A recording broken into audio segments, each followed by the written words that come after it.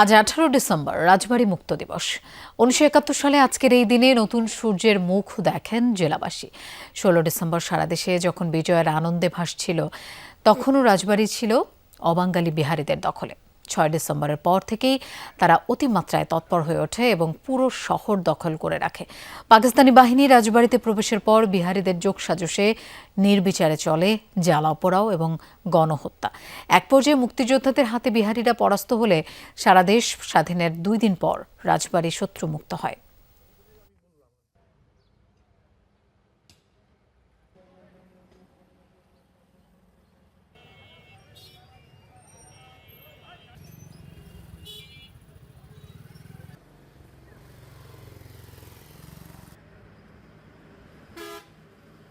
যখন আমরা twins mortar আমাদের হাতে এসে গেল, তখন থানার উপরে টুইন্স মর্টার পেতে যখন শেলিং করা আরম্ভ করি, তখনই তারা তাদের পজিশন থেকে সরে যায়। আংশা এবং অন্য অন্য জায়গার থেকে যখন মুক্তিযোদ্ধারা আসে, তখন রাজবাড়িকে স্বাধীন করে। রাজবাড়ী জেলা প্রশাসনের কাছে তারা এই 18 ডিসেম্বর কে উপলক্ষ করে ইতিহাস নতুন প্রজন্মকে জানানোর ব্যবস্থা করুক। 71-এর ভয়াবহতার উপরে যাদের দয়া মায়া আছে, তারাই এটা শুধু উদ্যোগ নয়, আগামী প্রজন্ম এটা সিদ্ধান্ত নিয়ে কার্যকরী করবে বলে আমার বিশ্বাস।